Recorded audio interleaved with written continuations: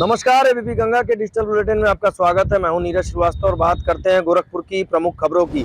सबसे पहली खबर मुख्यमंत्री योगी आदित्यनाथ के 3 दिवसीय दौरे से जुड़ी हुई है। चूंकि मुख्यमंत्री गोरखपुर आए हुए हैं और यहां पर आज उन्होंने अपने दौरे के दूसरे दिन सबसे पहले गोरखनाथ मंदिर में पूजन अर्चन किया, गौ सेवा की। इसके साथ ही जनता दर्शन में लोगों की समस्याओं को सुना। उसके बाद मुख्यमंत्री सहजनवा के भोलाराम मस्करा इंटर कॉलेज पहुंचे और यहां पर ग्रामीण स्टेडियम की सौगात दी है और शिलान्यास किया है।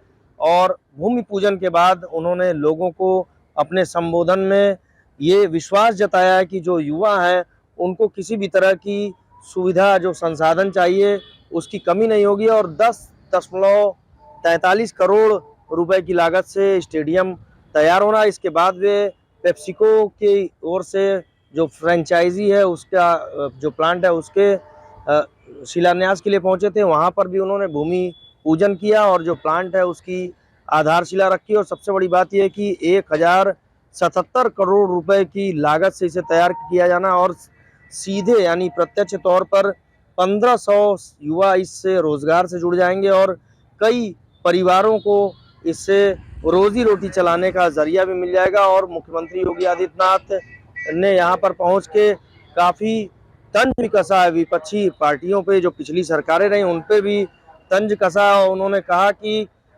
जो माफिया और गुंडे पिछली सरकारों में थे, आज वे जेल की सलाखों के पीछे पहुंच गए और उनकी पैंट तक गीली हो जा रही है अदालत में जब उनको उनके खिलाफ फैसला सुनाया जा रहा है। इसके साथ ही उन्होंने ये भी कहा है कि जब भी यूपी में शोभा यात्राएं निकल रही हैं, विभिन्न त्योहारों पर शोभा यात्रा निकल रही है, हनुमत जयंती पर शोभा यात्रा निकल रही है, तो पहले बम वर्षा होती थी, अब उनकी सरकार में पुष्प वर्षा हो रही है। दूसरी खबर अपराध से जुड़ी हुई है। चूंकि गोरखपुर के गीडा थाना क्षेत्र के बागागाड़ा में एक दिल दहलाने वाली घटना सामने आई है, जिसमें एक बेटे ने बड़ी ही बेरहमी के साथ कुल्हाड़ी से अपने पिता की गर्दन काटकर उनकी हत्या कर दी। और सबसे बड़ी बात यह है कि जब पिता ने अपने बचाव के लिए हाथ आगे किया तो बेटे के ऊपर इस कदर खून सवार था कि उसने उन्हें बख्शा नहीं और उनके दोनों हाथ को हथेलियों पर से काट दिया और कई ताबड़तोड़ वार कर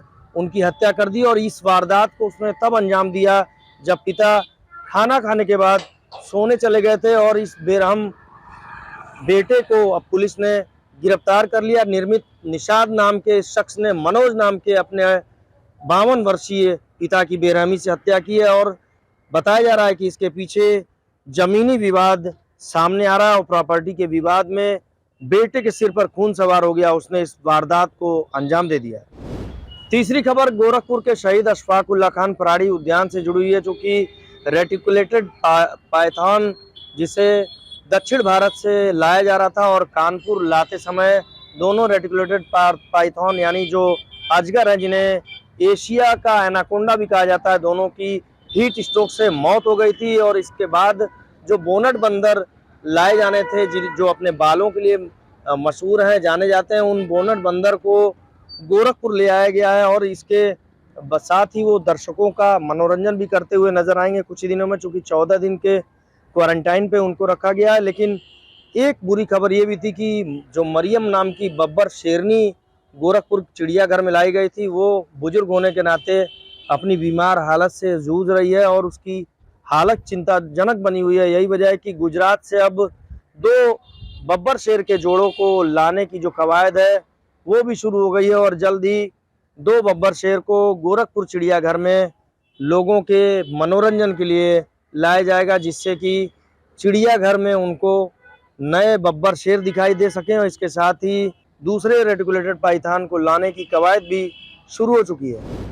चौथी खबर दीनदयाल उपाध्याय गोरखपुर विश्वविद्यालय से जुड़ी हुई है। चूंकि गोरखपुर विश्वविद्यालय के पूर्व छात्र संघ अध्यक्ष अमन यादव को संत कबीर नगर जिले की पुलिस ने गिरफ्तार किया। उनके ऊपर फर्जी पासपोर्ट बनवाने का आरोप लगा है। अरविंद कुमार यादव के नाम से गोरखपुर के गोला थाना क्षेत्र के सकरडैया गांव के रहने वाले अमन यादव ने फर्जी पासपोर्ट बनवाया था और आरोप है कि वो बैंकॉक जाना चाहता था और यही वजह है कि उसने 25,000 रुपये घूस देकर फर्जी पासपोर्ट बनवाया था। इस मामले में कई और भी गिरफ्तारियां हुई हैं और ताबड़तोड़ छापे पड़ रहे हैं। और सबसे बड़ी बात यह है कि पुलिस महकमे के भी काफ़ी लोगों के इसमें मिली भगत के का जो है सबूत मिला है पुख्ता पुलिस को, और यही वजह कि खलीलाबाद पुलिस ने मुकदमा दर्ज किया और 101 फर्जी पासपोर्ट जिनको गलत तरीके से बनाया गया था, ये जांच में पुष्ट पाए गए, और यही वजह है कि पुलिस लगातार छापेमारी कर रही है और आरोपियों को गिरफ्तार कर रही है। तो बने रहिए हमारे साथ और देखते रहिए एबीपी गंगा।